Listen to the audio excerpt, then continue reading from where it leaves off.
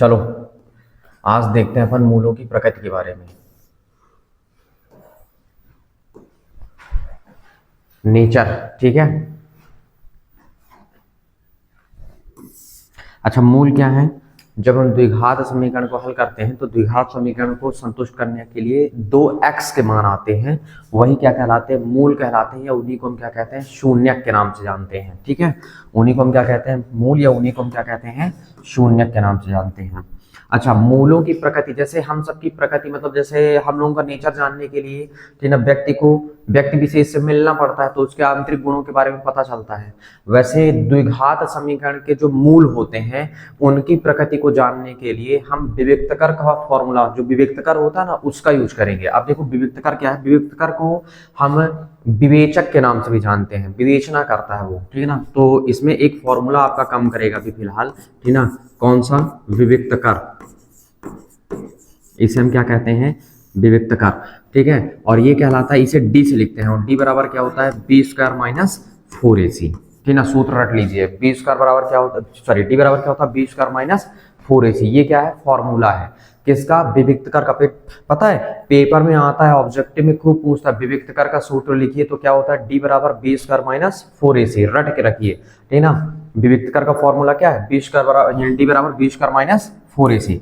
अब इसी से प्रकृति पता चलती है, ठीक ना। जब तक आप इसको अप्लाई नहीं करेंगे ना तो प्रकृति पता नहीं चलेगी, ठीक है। अब देखो, जब आप इसको अप्लाई करेंगे, ठीक ना, द्विघात समीकरण में, तो नंबर 1, अगर आपके पास डी का मान आ गया 0, ठीक ना, मतलब आप यहाँ पे वैल्यू पुट करने के बाद हल करते हैं, और हल करने के पश्चात यदि डी का मान क्या निकल के आ गया? 0। अगर 0 आ गया तो आप कहेंगे मूल दोनों, देखो क्या रहता है, द्विघात समीकरण के दो मूल होते हैं, तो आप कहेंगे कि दोनों मूल वास्तविक और समान है। दोनों मूल वास्तविक और क्या है? समान है, ठीक। तो आप यहाँ पे क्या कहेंगे? दोनों मूल, क्योंकि द्विघात समीकरण के दो मूल होते हैं, दोनों मूल क्या है? वास्तविक व क्या है?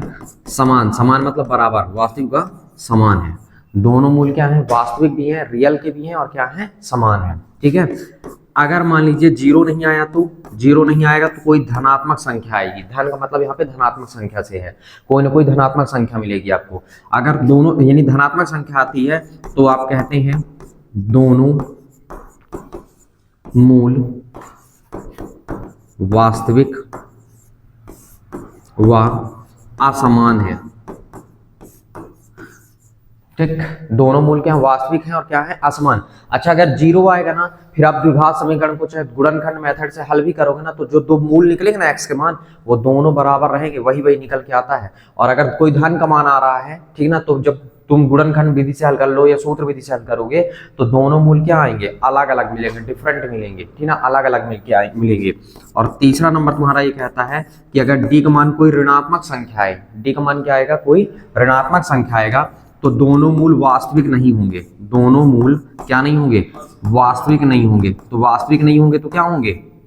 दोनों मूल वास्तविक नहीं होंगे, ठीक। तो नहीं, वास्तविक नहीं होंगे तो क्या होंगे? काल्पनिक। क्या होंगे? काल्पनिक, ठीक है। मतलब दोनों के दोनों मूल क्या होंगे? काल्पनिक होंगे, ठीक है। देखो द्विघात समीकरण के दो ही मूल होते हैं ना, इस बात का आप बहुत अच्छे से ध्यान रखिए कि कितने मूल होंगे? 2। और वो दोनों मूल क्या करते हैं? द्विघात समीकरण को संतुष्ट करेंगे, ठीक है। जितने घात का यानी जितने घात का समीकरण होता है उसके उतने ही क्या होते हैं? मूल होते हैं। और ये है तुम्हारे पास कंडीशन, ठीक है। अब एक बात यहाँ पे थोड़ी सी ध्यान रखिए, जब दोनों मूल क्या, एक यहाँ पे कॉन्सेप्ट, एक नया फॉर्मूला आप देखिए, ठीक ना। जब दोनों मूल वास्तविक होते हैं, ठीक है, जब दोनों मूल वास्तविक व समान होंगे, समान होते हैं, तो जब दोनों मूल वास्तविक और समान होते हैं, मतलब जब मूल वास्तविक और समान होते हैं, तो डी का मान क्या हो जाता है? यानी विविक्तकर का मान क्या हो जाता है? 0। डी का मान क्या हो जाता है? 0। और अगर हम इस डी के मान को हम सूत्र में ले जाके रख दें तो क्या हो जाएगा? 0 बराबर क्या होगा? B square minus 4ac। तो हमारे पास क्या हुआ? हम अगर माइनस 4ac को इधर ले आएंगे तो प्लस का हो जाएगा, तो इसका मतलब क्या हो जाएगा? बी स्क्वायर बराबर क्या हो जाएगा? 4ac। मतलब क्या जब मूल वास्तविक और समान होते हैं, मतलब दोनों मूल, ठीक है, कभी कभी दोनों नहीं लिखता है, ठीक है, केवल लिखता है जब मूल वास्तविक और समान होते हैं, ठीक है, तो वास्तविक और समान होते हैं तो विविक्तकार का मान क्या हो जाता है, 0। और अगर विविक्तकार का मान 0 हो गया तो क्या हो जाता है, b स्क्वायर बराबर क्या होता है, 4ac। याद करके रखना है, जब दोनों मूल क्या होते हैं, वास्तविक और समान होते हैं, तो b स्क्वायर बराबर क्या बन जाता है, 4ac। या तो आप कह सकते हो d बराबर क्या हो जाता है, 0, यानी विविक्तकार का मान क्या हो जाता है, 0 हो जाता है। तो ये आपको क्या करना है, ध्यान रखना है। क्लियर हुआ हमने क्या कहा, ठीक। बस अब पूरा डेटा इसी से है, हम लोग जो काम करेंगे वो सिर्फ इसी से करेंगे, ठीक है। अब आ जाइए प्रश्न में चलते हैं, प्रश्न देखिए पूरा क्लियर हो जाएगा।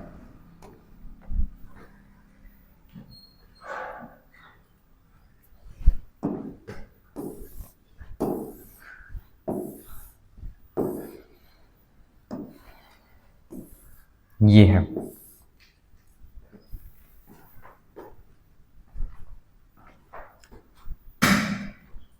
प्रश्न, क्या कह रहा है पहले ध्यान से पढ़ लीजिए।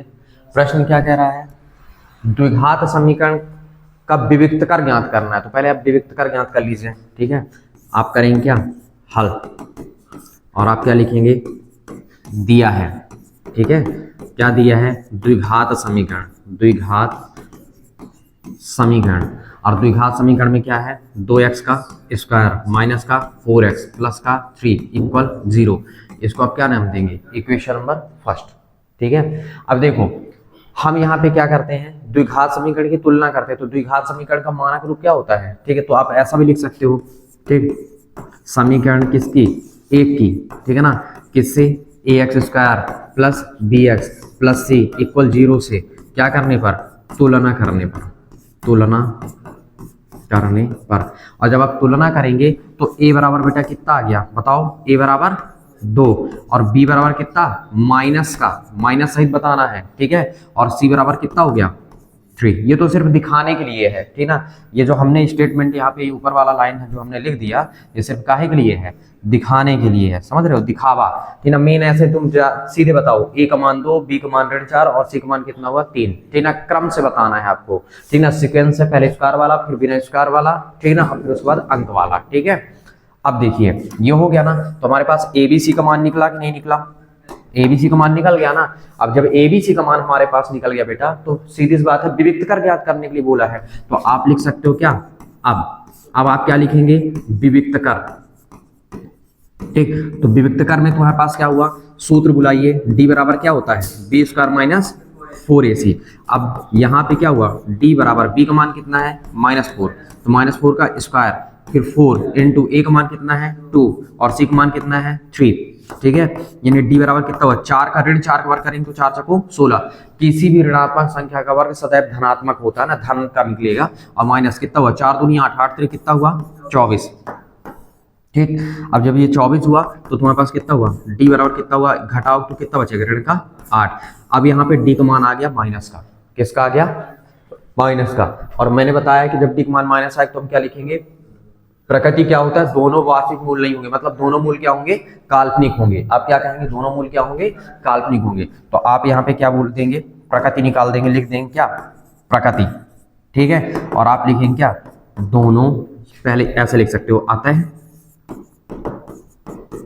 दोनों मूल काल्पनिक होंगे, क्या होंगे, या फिर आप लिख सकते हैं वास्तविक नहीं होंगे, ठीक है, दोनों मूल क्या होंगे, काल्पनिक होंगे। ये है, इस तरह से देख के प्रकृति पता कर लिया जाता है। देखो तो हमने विविक्तकार भी ज्ञात कर दिया और हमने साथ में प्रकृति भी ज्ञात कर दिया। क्लियर हुआ, तो इस तरह से निकालेंगे आप। आगे आइए,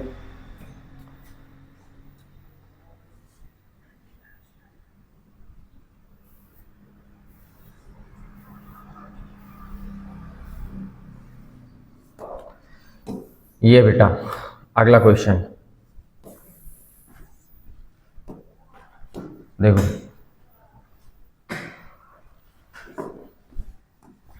ठीक। अब प्रश्न क्या बोला है, अगर हम यहाँ पे देखें तो एक समीकरण दिया, बोला पहले विविक्तकार ज्ञात करना है। क्या बोल रहा है कि पहले भैया आपको क्या निकालना है, विविक्तकार। तो चलिए ठीक है, लिखेंगे क्या, हल, और हम क्या लिखेंगे, दिया है, क्या लिखेंगे, दिया है, ठीक ना।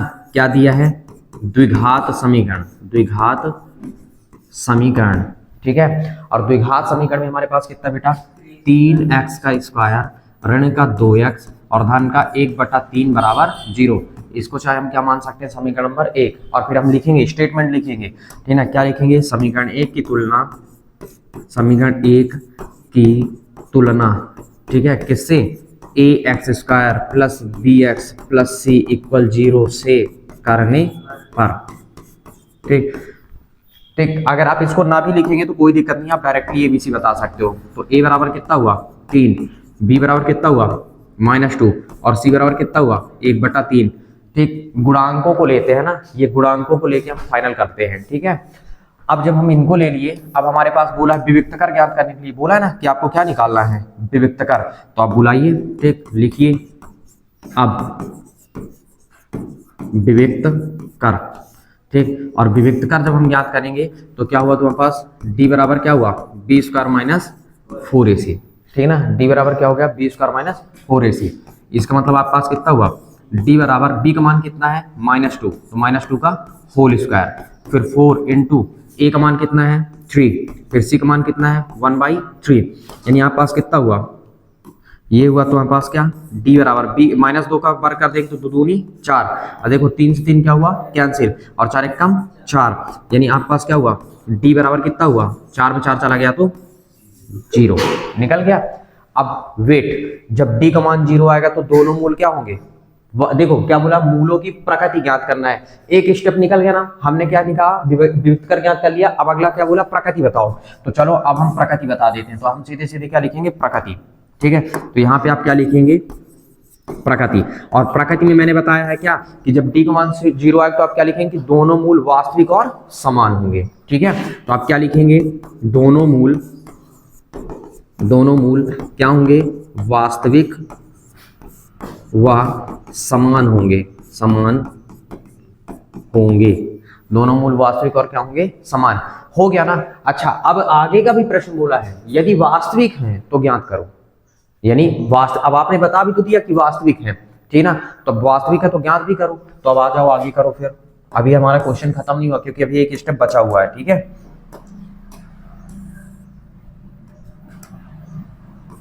उसके नीचे लिखना, मैं यहाँ पे लिख देता हूं।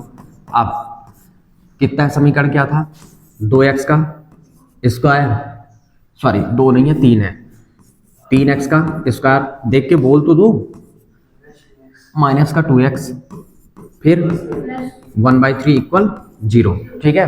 अब पहले आप ये बटे वाले का निपटारा करो, ठीक है, तो सीधे इधर देखो, तो हम सीधे 3 का गुणा कर देते हैं, क्यों करते हैं, क्योंकि 3 कैंसिल हो जाएगा, ठीक है। तो यहाँ पे क्या हुआ आपके पास, देखिए 3x, देखो जब हम 3 का गुणा करेंगे ना, क्या करेंगे 3 का गुणा, तो 3 त्रिकाई कितना हो जाएगा 9, और ये 3 दूना 6, और 3 कैंसिल, कितना बचा 1 बराबर 0। अब यहाँ पे देखो इसको सेट करो, शुरू वाला लिखते हैं और लास्ट वाला गुणनखंड इससे करिए, ठीक है, क्योंकि वास्तविक बोला है कि अगर मूल वास्तविक है तो उनको ज्ञात करके लाओ, मूल मतलब x निकालो, x के मान निकालो दोनों, ठीक है। तो देखो 9 1 कम 9, तो इसको क्या हम ऐसे लिख सकते हैं -3x, तो 3 त्रिकाई 9 भी हो जाएगा और 3 3 6 भी हो जाएगा। अब यहाँ पे देखिए, यहाँ से 3 और x अगर हम कॉमन करते हैं, कितना कॉमन कर रहे हैं 3 और x, ठीक, तो यहाँ पे कितना बचेगा 3x ऋण का 1, गुणा करके देखो 3 त्रिकाई 9x², 3 1 कम 3, और यहाँ पे माइनस कितना हुआ 1, और कितना हुआ 3x, और ऋण कितना हो जाएगा 1 बराबर कितना हो गया 0, ठीक।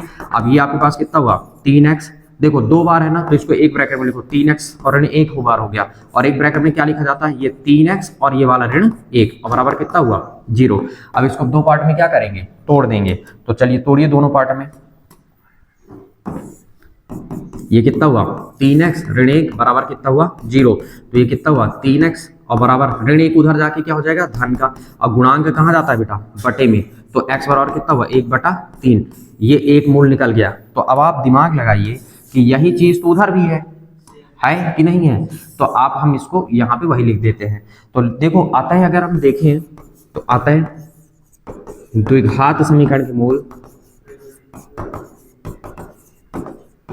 1/3 व 1/3 है। तो देखो विविक्तकर ने क्या बताया था, विवेचक कहते हैं, उसने क्या विवेचना किया था कि दोनों मूल वास्तविक होंगे और समान होंगे। तो देखो दोनों मूल समान नहीं निकल के आ रहे हैं, वास्तविक और समान, ये रियल नंबर है ना, तो ये क्या है तुम्हारे पास वास्तविक और क्या है समान है, ठीक। तो इस तरह से आपको क्या करना है, प्रश्न को हल करना है बेटा, ठीक। ये है आपका कौन सा था, ये एग्जाम्पल नंबर 9 था, ठीक है। अब हम आगे चलते हैं प्रश्नावली में, क्योंकि अभी इसके बाद प्रश्नावली है शायद।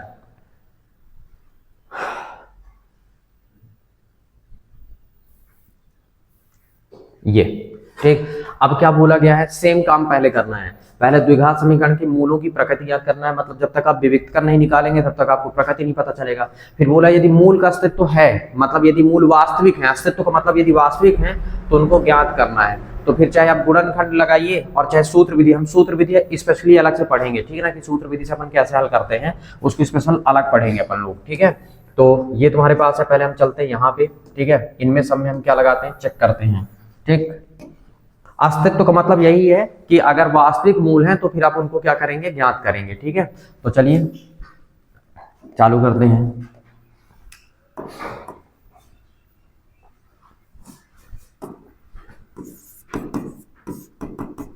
ये पहला नंबर है, ठीक है। आप क्या लिखेंगे, दिया है, क्या दिया है, द्विघात समीकरण। अब द्विघात समीकरण क्या है बेटा, ये है, नीचे लिख सकते हो 2x का स्क्वायर ऋण का 3x धन का 5 बराबर 0, समीकरण नंबर 1। अब आप क्या लिखेंगे, याद करिए, अभी इसे पीछे लिखे हैं, समीकरण 1 की तुलना, याद आया, ठीक, लाइन खींच दिया, इसका मतलब सेम लिखना है, समझ गए। तुलना ax square plus bx plus c equal 0 से करने पर, इससे पहले बता चुका हूं इसलिए, ठीक है, इसलिए मैं बार बार नहीं लिख रहा हूं, ठीक है। अब मैं लिखूं क्या यहाँ, ठीक है, a बराबर कितना है 2, ठीक, b बराबर कितना है माइनस का 3 और c बराबर कितना है 5, हो गया। ए बी सी का मान निकला हमारा, नहीं निकला, निकल गया। अब आप बुलाइए विविक्तकर को, पहले किसको भी बुलाएंगे, विविक्तकर को। तो विविक्तकर भाई साहब को बुलाइए और विविक्तकर भाई साहब का सूत्र लगाइए। तो क्या होता है, d बराबर बी स्क्वायर माइनस 4ac, याद हो जाना चाहिए, ठीक ना, क्या होता है, d बराबर क्या होता है, बी स्क्वायर माइनस 4ac, ठीक है। अब यहाँ पे देखो क्या हुआ, d बराबर b का मान कितना है माइनस का 3 का होल स्क्वायर, ये 4ac मतलब 4 गुणे a गुणे c लिखा है, 4 गुणा a गुणा c लिखा है वो, तो 4 गुणा a का मान कितना है 2 गुणा c का मान कितना है 5, ठीक है। तो ये तुम्हारे पास d बराबर कितना हुआ, 3 ऋण 3 के बार कितना हुआ 9, ऋण 4 दूनी 8, 8 पंचे 40, ये कितना हुआ 40। अब दिमाग लगाइए, d बराबर कितना हुआ ऋण का 31, अगर हम ऋण 40 में धन 9 घटाएंगे तो ऋण का क्या बचेगा 31। तो बेटा यहाँ पे क्या गया, जब मूल ये तुम्हारे पास क्या आ गया, वास्तविक नहीं है, देखो काल्पनिक निकल गया, तो आप यहाँ पे क्या लिखेंगे, प्रकृति, क्या लिखेंगे, प्रकृति। तो प्रकृति में आप क्या बताएंगे, ठीक, लिख सकते हैं क्या, अतः दोनों मूल क्या हैं, काल्पनिक हैं, क्या हैं, काल्पनिक हैं, मतलब आप काल्पनिक समझिए कि काल्पनिक है, ठीक ना, वास्तविक नहीं है। अगर वास्तविक होंगे तो हमको ज्ञात भी करना पड़ेगा, ठीक ना, हम ज्ञात करेंगे किससे, चाहे गुणनखंड मेथड लगाओ और चाहे फिर तुम सूत्र विधि लगाओ, उससे ज्ञात करना पड़ेगा, ठीक है। अब अगला तुम्हारे पास क्या है, दूसरा नंबर,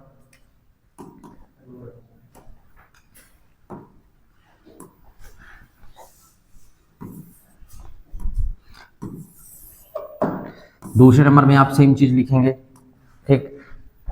सेकंड नंबर आप लिखेंगे क्या, दिया है। अब ये समझ जाना कि हमको क्या लिखना है यहाँ पे, द्विघात समीकरण, ठीक है।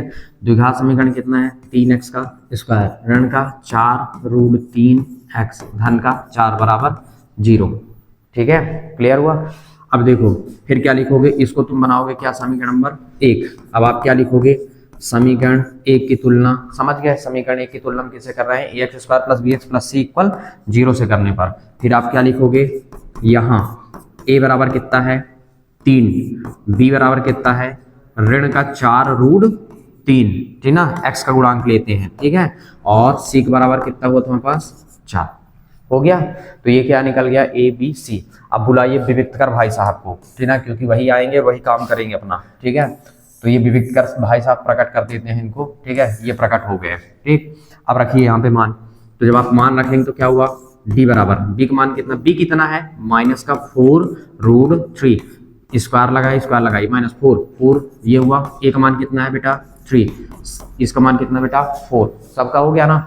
अब दिमाग लगाओ, यानी d बराबर क्या हो जाता है माइनस, देखो अब देखो सॉरी, माइनस का वर्ग क्या होगा प्लस, तो 4 का वर्ग 4 छको 16 और रूट 3 का वर्ग 3, समझ गए, ऐसे होगा।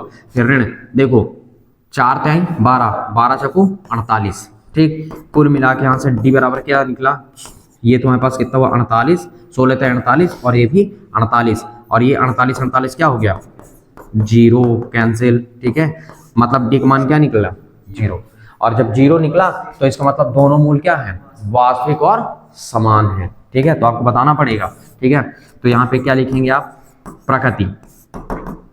ठीक है, दोनों मूल क्या है वास्तविक व समान है, वास्तविक व क्या है समान है। ठीक, ये कंडीशंस है। ठीक है कि दोनों भैया दोनों मूल क्या है वास्तविक और क्या है समान। लेकिन रुको अभी काम खत्म नहीं हुआ, क्योंकि प्रश्न अभी बोला है कि अभी आगे हल करना है आपको। क्या बोला है मूलों का अस्तित्व हो तो उन्हें ज्ञात करना है, मतलब अस्तित्व है, अगर वास्तविक है तो अस्तित्व है। ठीक है, काल्पनिक है तो अस्तित्व नहीं होता है, कल्पना से परे हो जाता है वो। ठीक है, लेकिन अब इसमें आपको क्या करना है गुणनखंड मेथड लगाइए या तो सूत्र मेथड लगाइए और उससे ज्ञात कर लीजिए। ठीक है, अच्छा एक और तरीका है, अगर आप चाहें ना तो एक और तरीका है ज्ञात करने के लिए। अगर दोनों मूल वास्तविक होते हैं, देखो मैं तुमको दिखा देता हूँ तो तुम लोगों को पता रहेगा, बुक में भी टिक कर लेना है ना, कभी जरूरत पड़ी तुम लोगों को। ठीक है, देखो पहले मेरी बात ध्यान से सुनना फिर मैं बताता हूँ आपको।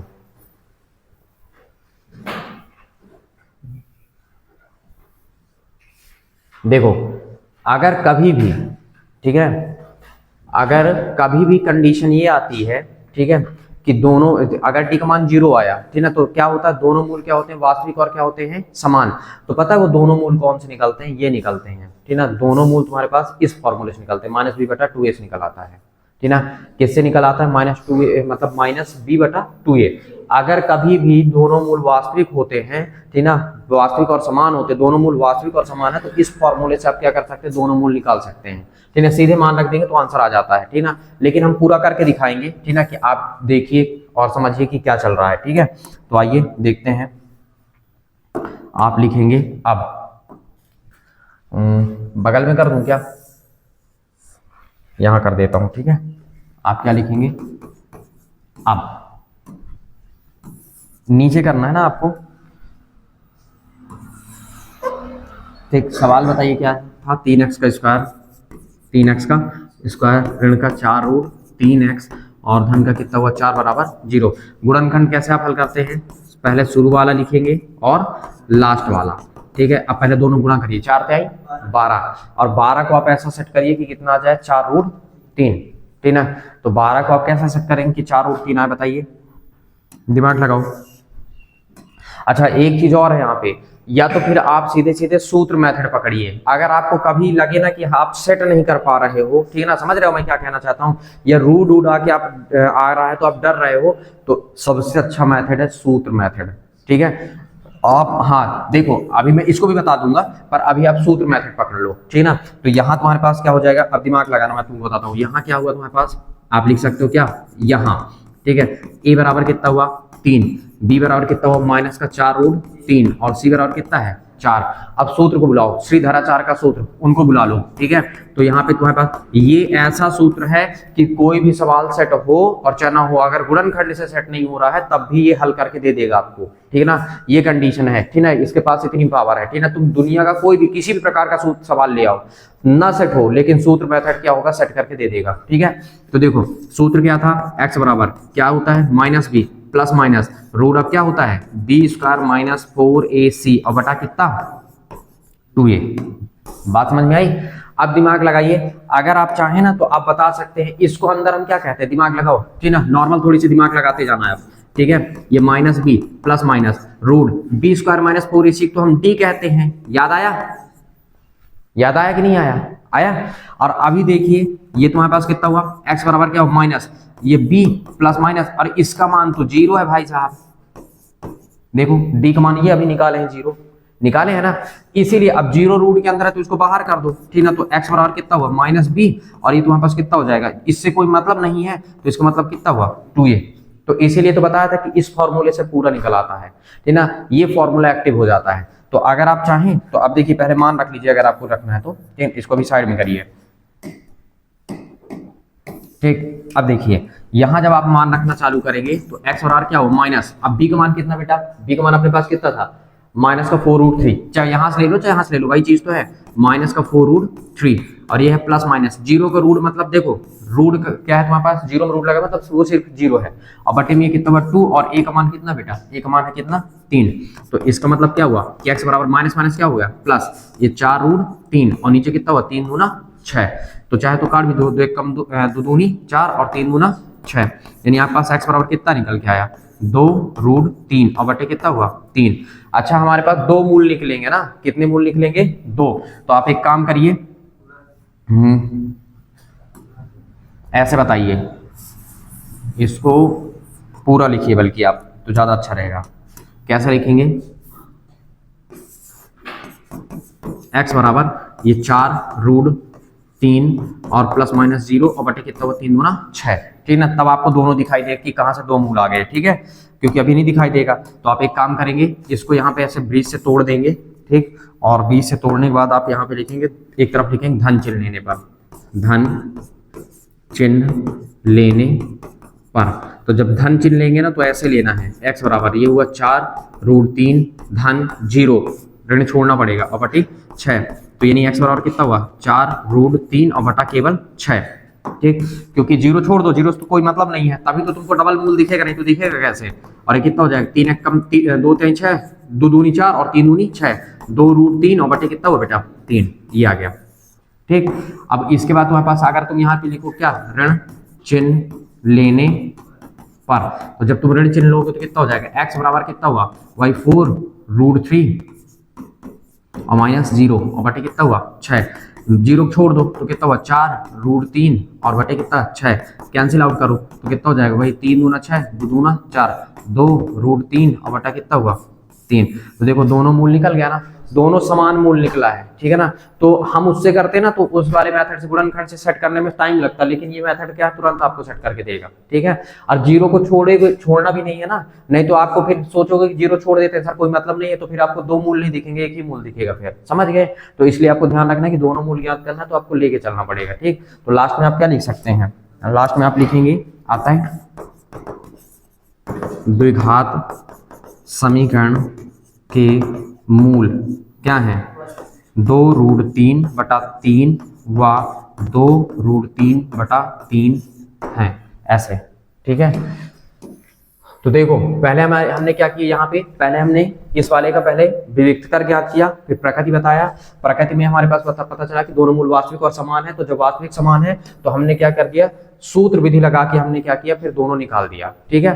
तो वास्तविक है तो ज्ञात भी करना था, क्योंकि बताया था प्रश्न की अगर वास्तविक है तो ज्ञात करके बताओ कितना आ रहा है, ठीक है। तो हमने क्या कर दिया ज्ञात कर दिया, तो ये है तुम्हारे पास फिर, ठीक। अच्छा स्पेशली अगर कभी क्वेश्चन आए ना, ठीक है, तो आप सूत्र विधि से अगर बोलता हल करने के लिए तो इसी तरह से हल करना है, बाकी मैं फिर अभी प्रैक्टिस के लिए अलग से बता भी दूंगा, ठीक है, पर करना इसी तरह से है, ठीक। अब हम अगले पेज पे चलते हैं, इस क्वेश्चन को करते हैं, एक सेकंड,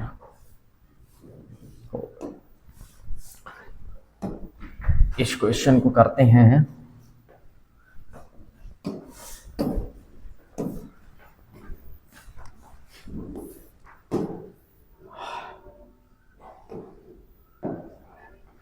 ये ठीक है, देखो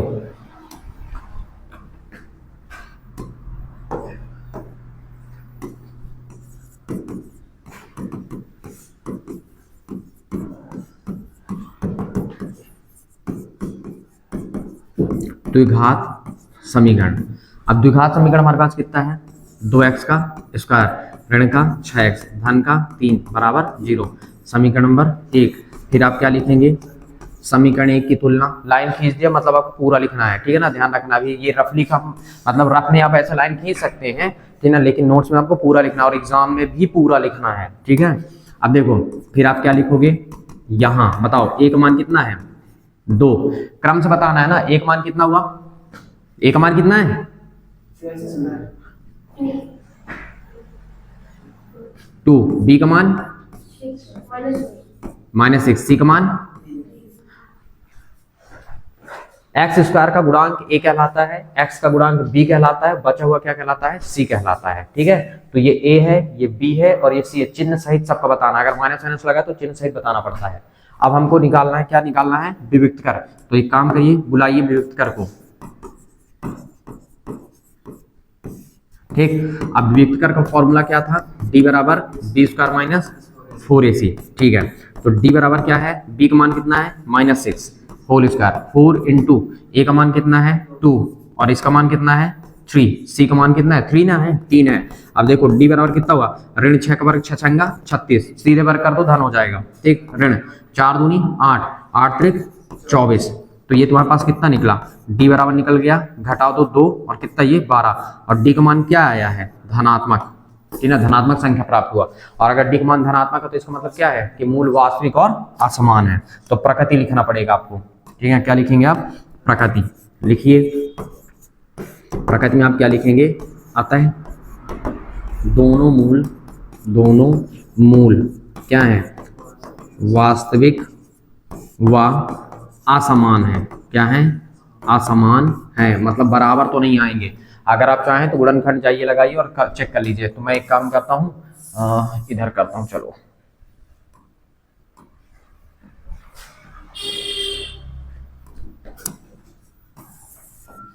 देखो लिखता हूं। अब हमारा काम चालू, समीकरण क्या बताओ, 2x का स्क्वायर ऋण का 6x धन का 3 बराबर 0।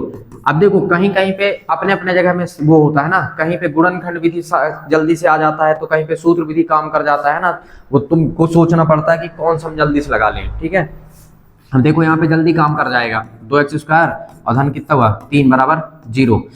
आप सूत्र विधि भी लगाएंगे तब भी वही आंसर आएगा, कोई फर्क नहीं पड़ता उससे। ठीक, अब देखो 3 दूनी 6, अब 6 को ऐसा सेट करो कितना आ जाए 6, तो दिमाग लगाइए कितना लिखते हैं हम, कितना, तो हम इसको कैसे लिखे, वही तो बोल रहे हैं, 2 3 6, 6 को कैसे लिखेंगे आप, मतलब यहाँ पे कितना है 2 3 6, ये सवाल तो गलत नहीं लिखे ना। ठीक है, इसको सेट करना है तो 2 3 6, 6 को हम कैसे लिखें कि 6 ही आए, सोचिए। कितना, इस अब दिमाग लगाओ, फिर से सोचो कि ये 2 3 6 हुआ, अब 6 को ही हमको सेट करना है कि 6 ही लाना है, तो कैसे लिखें कि 6 आए,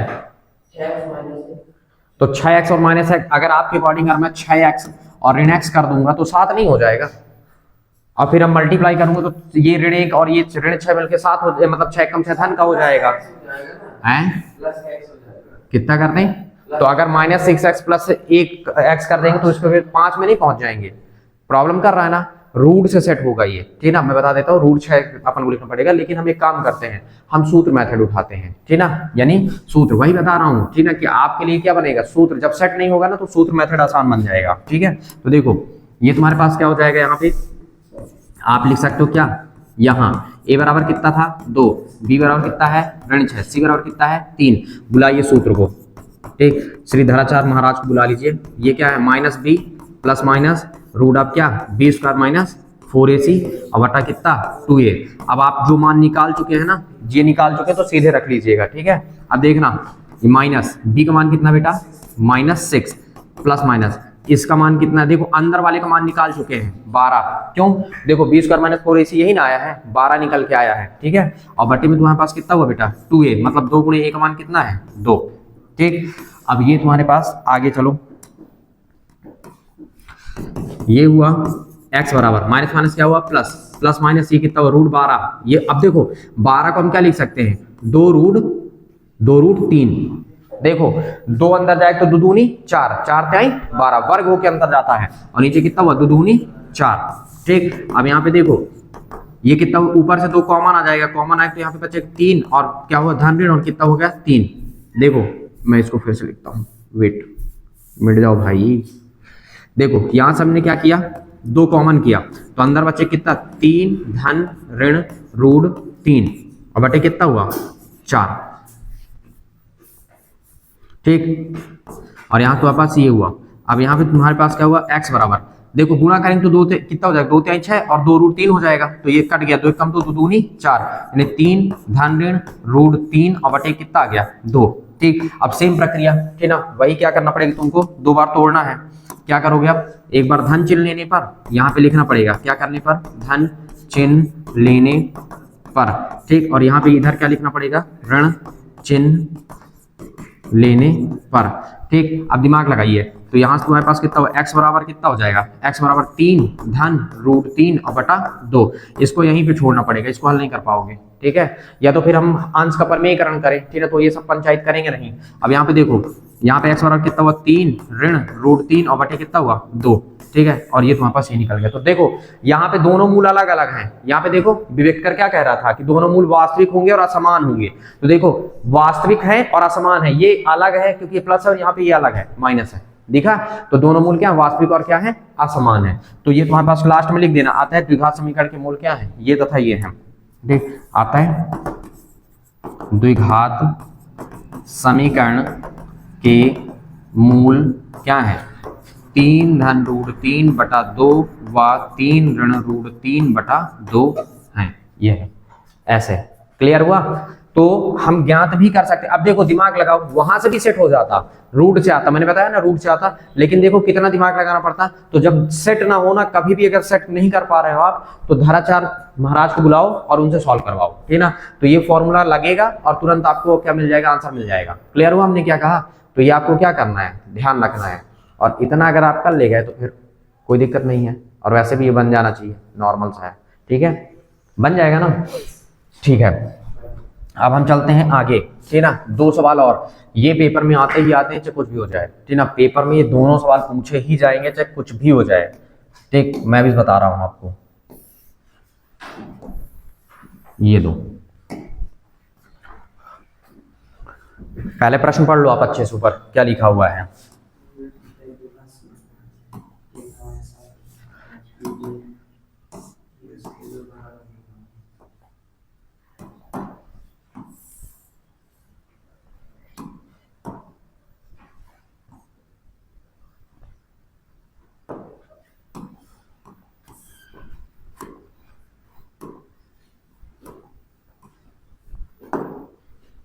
पढ़ लिए।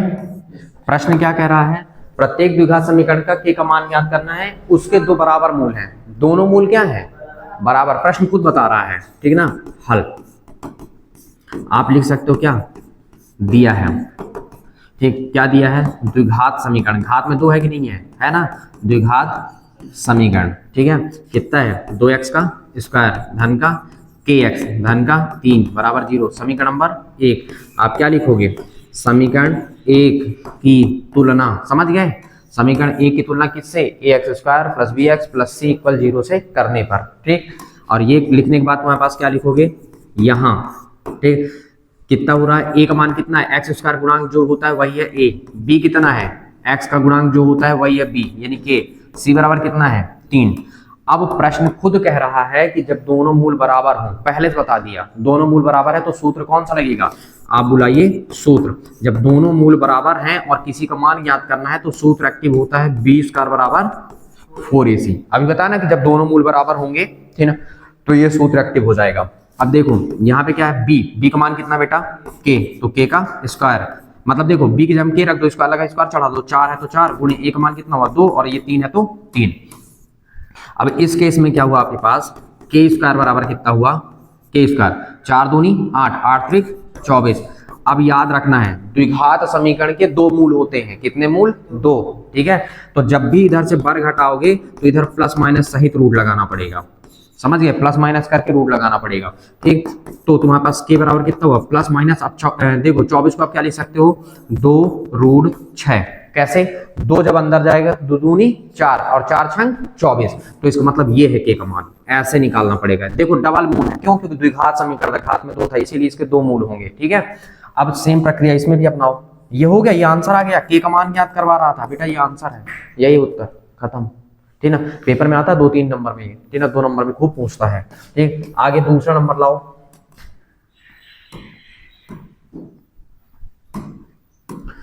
सेकंड नंबर, ये हमारा फर्स्ट था, इतना तो मैं सेम ही लिख सकता हूं, वेट टाइम बच जाएगा। ये द्विघात समीकरण, बेटा द्विघात समीकरण कितना है, देखो kx x minus 2 plus 6 equal 0। और मैंने पहले भी बताया था कि उसके पास सवाल नहीं है, इसलिए थोड़े से गुमराह करता है। अब आप देखिए, आप गुणा कर दिए तो बन जाएगा, इसके साथ करीब कितना हो जाएगा, k x का स्क्वायर दिखने लगा। और इसके साथ करो तो कितना हो जाएगा, माइनस का 2kx और धन का कितना है 6 बराबर 0। और ये बन गया समीकरण 1। देखो द्विघात समीकरण बन गया, घात में 2, इसका गुणा करते ही द्विघात बन जाएगा, वो दिखने लगेगा। ठीक है, अब देखिए ये तुम्हारे पास क्या हुआ, अगर हम यहाँ पे देखें तो आप क्या लिखोगे, सेम समीकरण 1 की तुलना, ठीक है, ax² + bx + c = 0 से करने पर। तो बताओ a बराबर कितना हो जाएगा, x² का गुणांक जो होता है वही a है, तो a का मान कितना हुआ k, और b का मान कितना हुआ बेटा माइनस का 2k, क्योंकि x का गुणांक जो होता है वो b कहलाता है। ठीक है, और उसके बाद बचा हुआ सब c, तो c का मान कितना हुआ 6, c का मान कितना हुआ 6।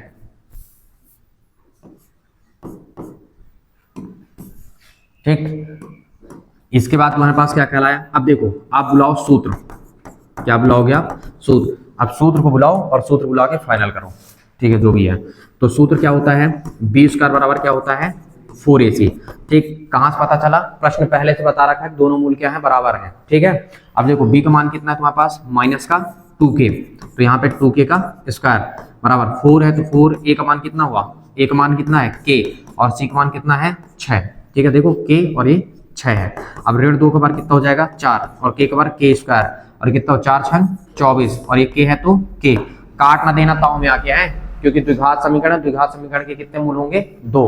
ठीक, तो ये तुम्हारे पास कितना हो जाएगा, एक तरफ लाओ 4k², और ये इधर आके कितना हो जाएगा ऋण का 24, k बराबर 0।